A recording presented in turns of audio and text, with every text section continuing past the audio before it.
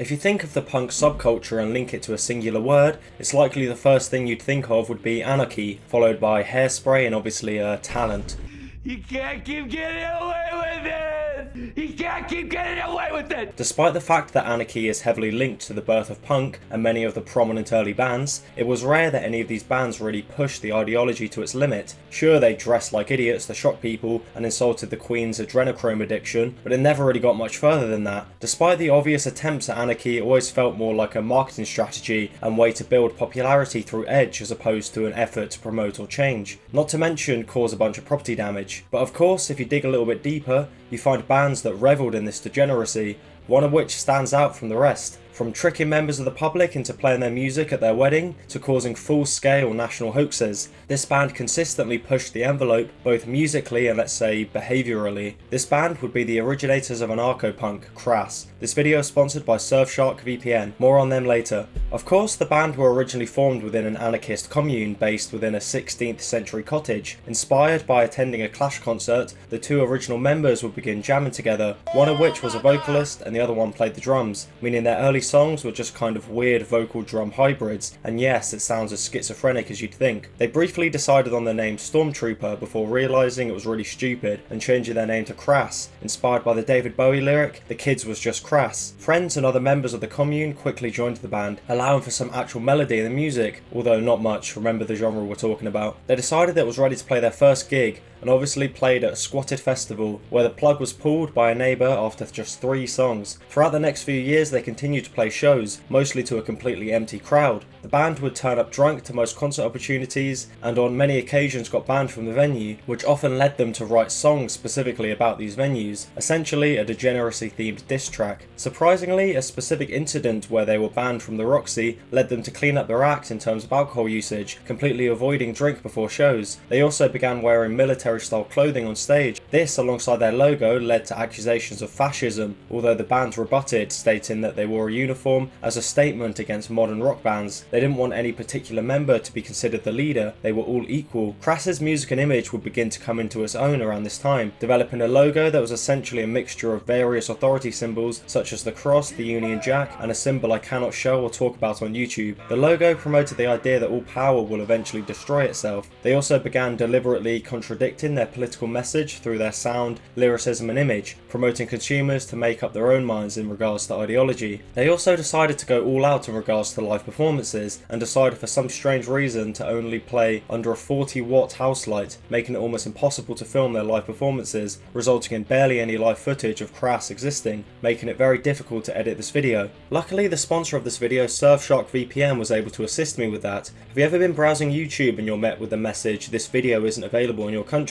I have many times. Luckily, with Surfshark VPN, I can switch country with the click of a button, allowing me to view footage and content that was required for the research of this video. Surfshark VPN allows you to change the real location of your device by changing the IP address. Surfshark has over 3,200 servers in 100 countries, meaning you can essentially bypass censorship wherever you are. For example, in my case, video blocked in your country, boom, Surfshark VPN. Perhaps in your case, you may want to access shows or films restricted to certain countries on streaming services. If that doesn't get you all tingly, I'm sure the literal protection of your personal data will. Connect to a free public Wi-Fi, your data is there for the taking. Luckily, Surfshark encrypts your personal information, keeping you safe. Check out the link in the description and use code COOLIA for an extra 3 months free. They even have a 30-day money-back guarantee, meaning you might as well give it a try. Link is in the description, and thank you again to Surfshark VPN for sponsoring this video and making the production of this content possible. Now let's get back to Crass. The late 70s would see Crass continue to experiment with multimedia concerts, introducing videos in the back of their shows, as well as distributing leaflets promoting anarchist ideology at the end. Although the band were considered pretty wild and abnormal, for the most part they had avoided controversy up to this point. This was until the physical production of their first record, named The Feeding of the 5000. During the production, the Irish record pressing workers refused to handle it due to the alleged blasphemous content on the song Asylum. This led to the band being forced to release the record without the song, and in its place was 2 minutes of silence entitled The Sound of Free Speech. Most bands would look at this incident, move on, switch factories, or even dampen the lyrical content. Well, this is Crass we are speaking about, and instead they decided to continue to accidentally be pioneers within their industry. They set up their own independent label named Crass Records to limit censorship. Despite this, the police still investigated them them due to the lyrical content on the extended version of the song Asylum, although dropped the case. Although Crass were pioneers in regards to independent labels and multimedia concerts, they were terrible business people and completely forgot about tax, meaning they lost money on each sale of each record. Thanks to loans from other bands, Crass continued to release material and host politically charged concerts, which obviously ended in fights, continuing to push the band towards infamy in the eyes of the public and law enforcement. Once again, I'll say you'd think they'd chill out a bit, but no, this is the period in their career when the band went full troll mode. The release of Penis Envy in 1981 saw the band stray away from their punk roots, adding some actual complexity to the music, lyrically addressing feminism and marriage. It's not the music that makes this record famous, however, it's the way in which they released it. The last track on the album was named Our Wedding, a parody that involved sexually provocative and obscene lyricism. They decided to produce a flexi disc of just that one song and make it available to readers of Loving, which was a romance magazine, advertising it as a song that would make your wedding day an extra bit special. Somehow this actually got past the talking stages, and once the hoax was exposed, the album was removed from large record stores like HMV. Despite the high level of trolling Crass were able to produce, they hadn't actually broken any laws, so walked away from this one absolutely fine.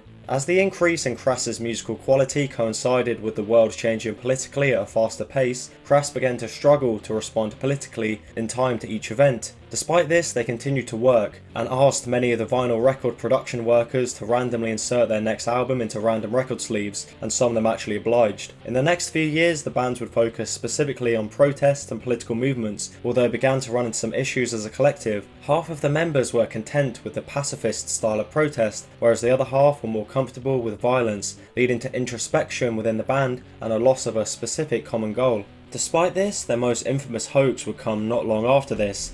This hoax was named Thatchergate.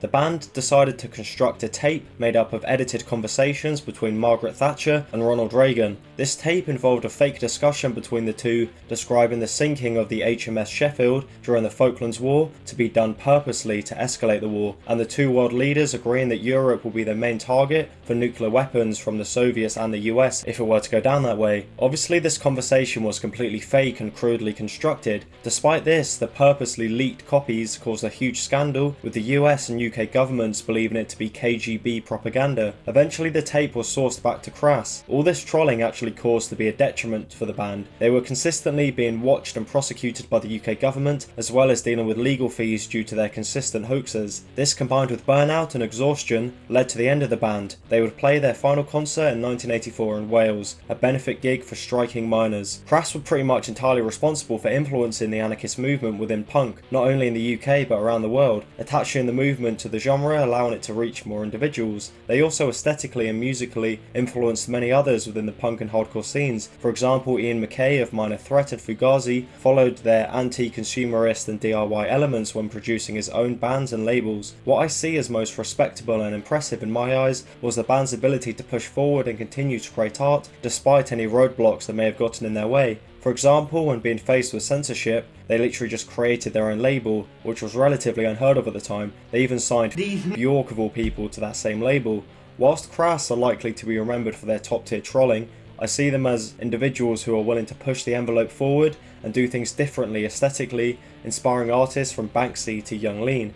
They also actually showered, which is always a plus in my eyes for these punk bands. Make sure to check out Surfshark VPN with promo code Coolia in the description.